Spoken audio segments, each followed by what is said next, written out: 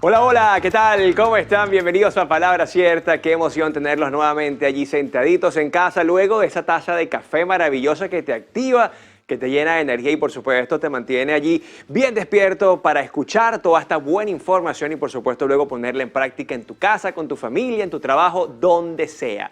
Nosotros desde ya ponemos a su disposición las redes sociales de este espacio, @Palabra Cierta, Piso Televen, @Televen TV, la de nuestro canal, y la mía que es @Zambrano Miguel, para que me escriban, para que me critiquen, para que me digan, oye Miguel, esa chaqueta me encantó, no te sientes en el escritorio, que me lo han dicho muchísimo, y yo lo que hago es reírme y disfrutar de esos comentarios, porque al final ese feedback es muy importante. También aprovecho de recordarles que pueden escanear el código QR que aparece en pantalla y así disfrutar del contenido exclusivo que tiene nuestro canal Televen para todos ustedes. Hoy quiero iniciar el programa haciéndoles una pregunta. ¿Cuántos de ustedes cuidan y se preocupan por su salud digestiva? Muchas veces estamos tan ocupados en nuestro día a día que se nos pasa por alto cuidar de nuestra propia salud. Hoy precisamente vamos a hablar de una de las enfermedades estomacales más comunes, como lo es el reflujo. Hoy en día el reflujo es un problema de salud común que afecta a millones de personas en todo el mundo. Esta enfermedad ocurre cuando el contenido del estómago refluye hacia el esófago, causando dolor, ardor, acidez estomacal, tos crónica, dificultad para tragar y otros síntomas muy desagradables. Además, es capaz de alterar de modo importante la calidad de vida, ya que provoca frecuentes interrupciones del sueño, perturba las actividades laborales y sociales y sobre todo induce a alteraciones emocionales que las observamos por la diabetes o la hipertensión arterial. Yo, por ejemplo, estoy sufriendo de reflujo y ando con la garganta un poco falla y es por eso que este tema a mí me tiene fascinado, porque más de la mitad de la población mundial, escuchen bien, tiene la falsa creencia de que los síntomas asociados al reflujo solo se deben a alimentos concretos o a comer en exceso. Por tanto, no tienen en cuenta otros factores de estilo de vida para prevenirlos, como evitar el consumo de bebidas alcohólicas y evitar fumar, ya que esto incrementa la presión en el estómago y provoca el reflujo. Muchas personas se ayudan de cualquier remedio como el bicarbonato o algún antiácido y no son conscientes de las consecuencias que esto puede tener si no se trata a tiempo, como por ejemplo úlceras, broncoespasmo y hasta incrementa el riesgo de desarrollar cáncer de esófago. Sin embargo, la desinformación sobre el tema ha hecho que la mayoría de las personas minimicen su importancia e incluso lleguen a ver este problema como normal, por lo que tardan mucho en consultar con un profesional e incluso un 14% no hace nada por remediarlo. Sin duda es crucial tomar conciencia sobre este tema que es tan complejo porque sí, es una enfermedad que actualmente afecta a más del 10% de la población mundial y ustedes en casa, ¿alguna vez se han sentido con ese subir y bajar allí en la garganta que se llama reflujo? Ese ácido terrible que a veces ni siquiera nos deja dormir, incluso les ha afectado en su vida personal, en su vida laboral. Hoy tenemos en el estudio una invitada súper especial para hablarnos de este tema tan importante, así que recibimos acá en Palabra Cierta a la doctora Claudia Petrucci. ¿Cómo está, doctora? Bienvenida al estudio de Palabra Cierta. Hola Miguel, gracias. Yo acá súper contento de esta visita porque además la doctora es mi doctora y vamos a hablar de lo que sencillamente me ha tenido afectado en los últimos días, como lo es el reflujo. Pero antes, doctora, quiero que veamos unas entrevistas en la calle, a ver qué piensa la gente acerca del reflujo. ¿Lo sufren? ¿Lo padecen? Ay, Dios mío, esto va a estar muy bueno. Interesante. Bueno, yo creo que el reflujo es una condición estomacal donde la persona emite ciertos fluidos si alguna comida le cae pesada o tiene intolerancia a algún tipo de ingrediente que tenga la comida. Creo que comiendo a las horas, evitando aquellos alimentos que tengan o que produzcan gases excesivamente, tomando bastante líquido, tomando bastante agua, hidratándose. Algo de los ácidos gástricos que te sube hasta la boca, pues. Sí, mi sobrino padece de eso y para aliviarlo toma medicamentos gástricos. No conozco a nadie, pero si conociera creo que no sería algo adecuado para la salud. Creo que sería incómodo para cualquiera de las personas que lo tengan. Creo que lo mismo que acabo de decir para evitarlo, comer saludable, beber agua y hacer ejercicio.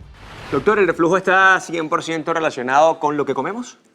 En cierto modo sí, pero porque hay alimentos que disminuyen justamente la presión de ese esfínter que se abre y se cierra cuando nosotros comemos y que impide que justamente el jugo gástrico, que es ácido, se devuelva. Alimentos, por ejemplo, ricos en grasas, los cítricos, las salsas, tienden a disminuir la presión de ese esfínter. Él se queda relajadito, abierto y favorece justamente a que el contenido gástrico, que es ácido, suba al esófago y lo irrite y produzca esa sensación de ardor, que es el síntoma fundamental del problema. Ay, qué terrible sufrir de reflujo. Hoy estamos hablando con la doctora Claudia Petrucci acerca de este tema tan complejo, tan normal y que muchas veces subestimamos. En la próxima parte hablaremos del reflujo acá en Palabra Cierta. Ya venimos.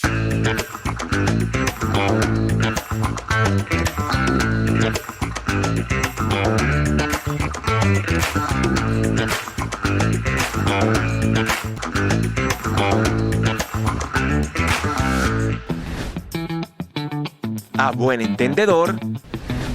Seguro que alguna vez en el momento más inapropiado te has visto involucrado en algún malentendido por culpa de las palabras que utilizamos. Todo esto sucede según el lugar en el que estés o hables con personas de distintas nacionalidades. Aunque sea en castellano, siempre existen palabras que tienen un significado diferente al que tú conoces. Por ejemplo, la palabra bolsa, para nosotros los venezolanos, una bolsa es un saco, generalmente de plástico como las que te dan en el supermercado, para cargar tus compras, ¿verdad? Pero también a veces decimos, ay, este sí es bolsa, así como una persona como que no tiene mucho criterio, como que anda dormido en el mundo. Por ejemplo, en México es un accesorio para diferentes materiales que se utiliza para transportar tus objetos personales. En Bolivia es usado para referirse a los testículos de los animales y en Costa Rica significa que alguien es muy miedoso y no enfrenta los problemas. Interesante, ¿verdad? Sin duda alguna es importante entender que aunque hablemos el mismo idioma, existen ciertas barreras de comunicación que debemos tener en cuenta para evitar los malos entendidos. A buen entendedor. Y seguimos con más de Palabra Cierta. Ya estamos listos para conversar con nuestra invitada súper especial del día de hoy. Ella es médico gastroenterólogo.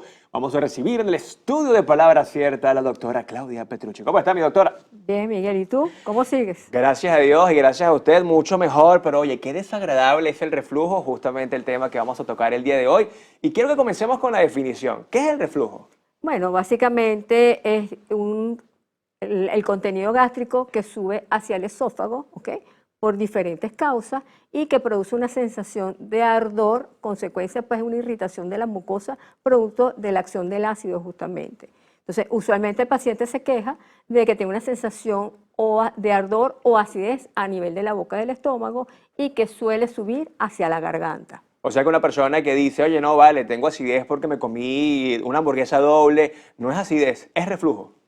Es reflujo, lo que pasa es que justamente la frecuencia del síntoma es lo que lo define probablemente como le da el título de enfermedad.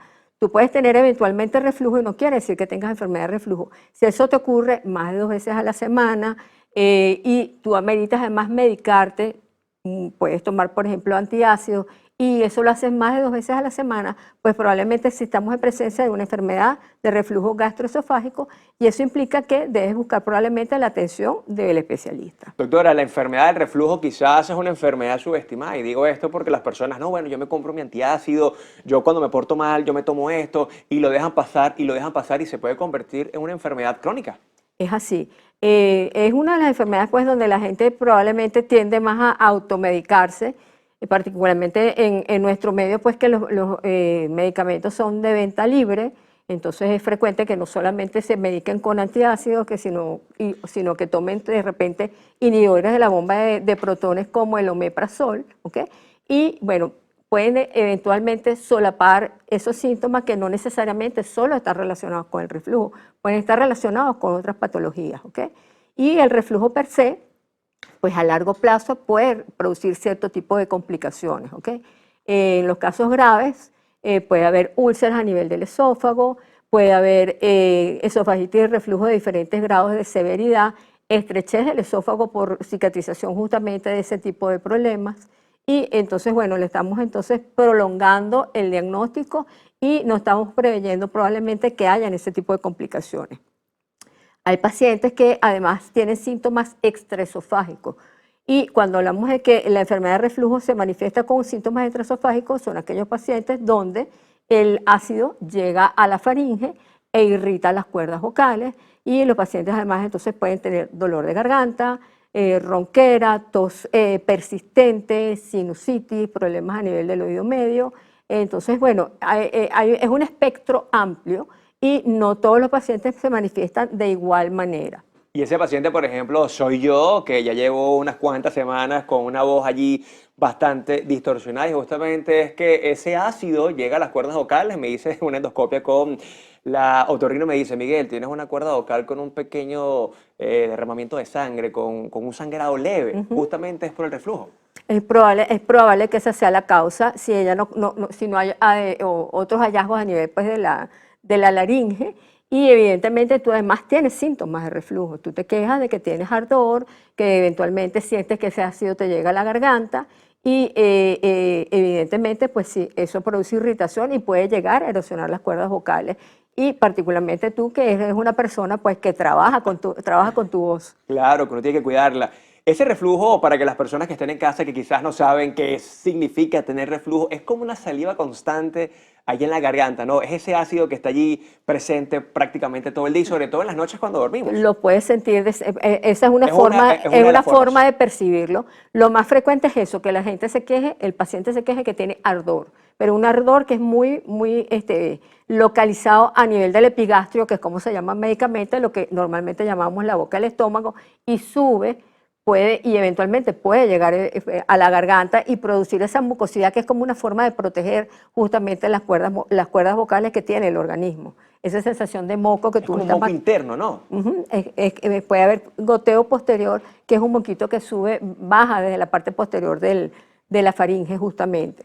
Oye, y aquí es donde estamos uniendo a mis dos médicos, ¿no? Porque justamente la gastro, que es la doctora Claudia, le decía a Ceyixa, que es mi otorrino, es que tiene un goteo postnasal. Pero también he escuchado, doctora, no sé si esto es cierto, que hay personas que incluso durmiendo, boca arriba o boca abajo, ese ácido puede llegar hasta el tímpano y también pueden quedar incluso hasta sordos. No, sordos no, pero puedes tener otitis. Okay. Otitis sí puedes tener porque se irrita la membrana, justamente. Acuérdate que todo en la faringe está directamente relacionado, y está pues en la misma área anatómica, y sí puede llegar a la membrana del tímpano el ácido e irritarlo, inflamarlo. Wow. Ahora, doctora, ¿qué otras consecuencias tiene el reflujo? Sobre todo hablando de una vida tranquila que uno quiere tener todos los días, es trabajo, es el perrito, es la familia, pero ¿qué pasa cuando tenemos estos malestares? O quizás cuál puede ser el efecto más inmediato. Fíjate, Cambio de humor, emocionalmente. Bueno, es un síntoma que es incómodo, si es persistente en el tiempo, evidentemente pues deteriora tu calidad de vida. Eso implica además que debes hacer cambios en tus hábitos muy probablemente en cuanto a la calidad de los alimentos que ingieres, porque como te comentaba, pues los alimentos que tienen grasa, que son ácidos, tienden a disminuir la presión del esfínter esofágico y permiten justamente que el contenido del estómago suba. Si está presente una hernia hiatal, que es una de las cosas que favorece que tengas reflujo, pues evidentemente puedes tener asociado, por ejemplo, dolor, y tienes que hacer cambios, como te digo, desde el punto de vista de no consumir alcohol, de no fumar, de comer en horarios regulares, no acostarte inmediatamente después de comer, esperar entre 2 o 3 horas para acostarte después de comer. Ese tipo de medidas son beneficiosas pues justamente y necesarias para evitar tener reflujo. Justamente. En la próxima parte, la doctora Claudia Petrucci nos va a decir cómo mejorar el reflujo gástrico, cuáles son esas medidas que debemos tomar y sobre todo quiénes son estos pacientes que necesitan urgentemente ir al gastroenterólogo. Ya venimos con más de Palabra Cierta.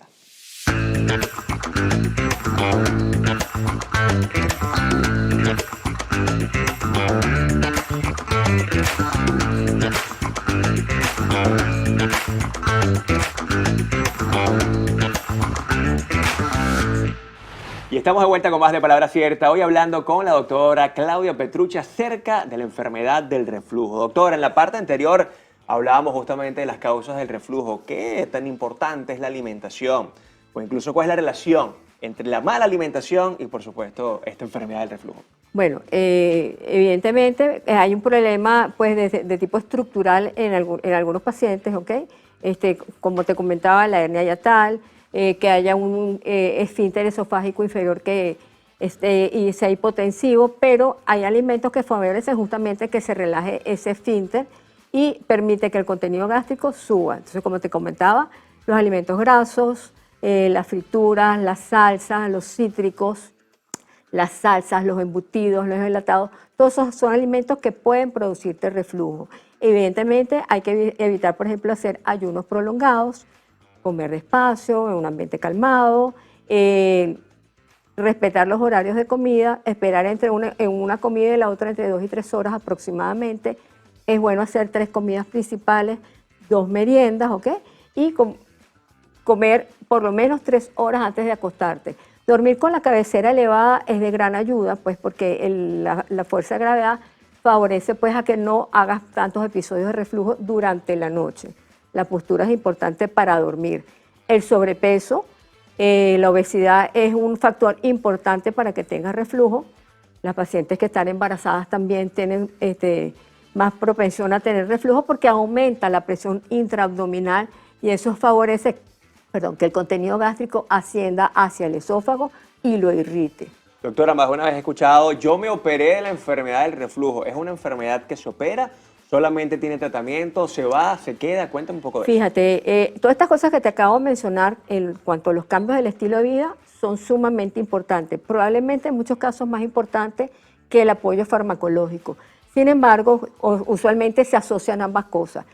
La indicación de esos cambios de estilo de vida y el uso de inhibidores en la secreción de ácido, lo que la gente regularmente llama protectores gástricos. No, me voy a tomar un omeprazol porque es un protector gástrico. Realmente lo que hace es inhibir la secreción de ácido a nivel del estómago. El estómago, la mucosa, tiene una bomba que produce hidrógeno y ese hidrógeno, cuando se junta con el cloro dentro del estómago, forman el ácido clorhídrico, que es realmente lo que te produce la acidez. ¿Qué hace el omeprazol y todos esos medicamentos de esa familia de inhibidores de la bomba de protones? Pues evitar que el ácido se forme. Entonces, tú desde el punto de vista mecánico puedes seguir teniendo episodios de reflujo, sin embargo, lo que va a subir al esófago es alcalino y no va a inflamar. Ahora bien, hay pacientes que son de difícil manejo, que no responden bien eventualmente a la terapia farmacológica y a los cambios de hábitos, ¿verdad? O que tienen síntomas estresofágicos importantes y eventualmente también pacientes que son jóvenes con una enfermedad de reflujo que es dependiente del uso de medicamentos y no quieren tomar medicamentos el resto de su vida. Esos son los pacientes que tienen indicación de una cirugía antirreflujo, que es como se llama el procedimiento, ¿ok? Hay diferentes técnicas, básicamente la parte alta del estómago que se llama fundus, se arropa alrededor del esófago y hace a las veces el esfínter y evita que ese ácido suba. Eso pocas veces uno manda a operar a un paciente y hay que estudiarlo muy bien. Más allá del hecho de la endoscopia, identificar si hay o no hay esofagitis y reflujo asociada. De hecho, muchas veces uno no ve esofagitis y reflujo, pero toma biopsia para que el patólogo nos diga si efectivamente hay cambios a nivel de la mucosa, ¿ok? Y la otra cosa importante para seleccionar un paciente es hacer manometría y pHmetría esofágica. ¿En qué consiste? La manometría básicamente lo que hace es medir las presiones del esófago, tanto del cuerpo del esófago como del esfínter. Y es una prueba no invasiva, le ponen al paciente un sensor, una sondita que llega a través de la nariz, que llega a la boca del estómago, al epigastrio, y monitorea la presión del esfínter y del cuerpo del esófago. La pHmetría mide cuántos episodios de reflujo haces tú en 24 horas. Wow. Y si el reflujo es ácido nada más o si es mixto, porque a veces puede refluir tanto contenido gástrico como el del duodeno, que es alcalino, ¿ok? Esas son las pruebas base para tú decidir si un paciente tiene o no una indicación para una cirugía antirreflujo. Doctora, hay personas que, por ejemplo, comen, no sé, pepino y no le cae mal. Y otra persona come pepino y le cae mal. ¿A qué responde esto? Bueno, Uno de tantos ejemplos, por ejemplo, si esto puede ser, por supuesto, infiriendo en el reflujo gástrico. Bueno, el pepino per se, generalmente la gente lo que se queja es que le produce gases. A mí me caía muy mal. Por eso, produce gases y en general desde el punto de vista de por qué tengo gases, por ejemplo, comer muchos vegetales crudos que tienen una fibra que no es soluble, tiende a producir gases. Y desde el punto de vista del reflujo, lo que puede ser importante es que distiende el estómago, se llena de aire y eso favorece justamente que pueda haber más episodios de reflujo. ¿Ya es algo anatómico, genético? No necesariamente. También depende de cómo esté tu flora intestinal, cómo esté tu microbiota, que es como realmente se llama hoy en día, ¿ok?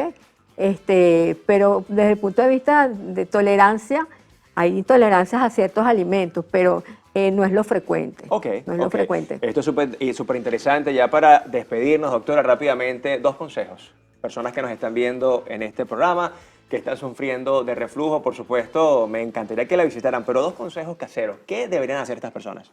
Bueno, evitar todos los alimentos. La dieta realmente se la hace el paciente. Como tú bien dices, hay una gente, de repente tú le dices, no comas esto, doctora, no me cae mal. Exacto. Entonces, la dieta termina siendo en cierto grado el paciente desde el punto de vista de cuál es tu tolerancia a cierto tipo de alimentos. Sin embargo, bueno, está bien evidenciado que, como te dije, grasas, picantes, refrescos, producen reflujo en mayor cuantía que otro tipo de alimentos. No fumar, bajar de peso, llevar una vida saludable, hacer ejercicio. ¿Redes sociales? Y por Ajá, muy último, importante. te puedes automedicar, pero si el síntoma persiste en el tiempo, a pesar de que tú tomes medicamentos a venta libre, debes ir al especialista para que te evalúe, te aconseje y descarte otro tipo de patologías que pudieran estar asociadas. Como los comerciales, si los síntomas persisten, vaya al médico. Redes sociales rápidamente, doctora, ¿dónde la pueden ubicar? Por Instagram, @doctora Claudia Petrucci, DRA Claudia Petrucci, igualmente por el Facebook. Muchísimas gracias por esta gran conversación. Definitivamente una enfermedad que muchas veces subestimamos, a cuidar nuestra salud, buenos hábitos y dile adiós al reflujo, que créanme que es desagradable totalmente. Cuídense mucho, pórtense bien. Esto fue Palabra Cierta.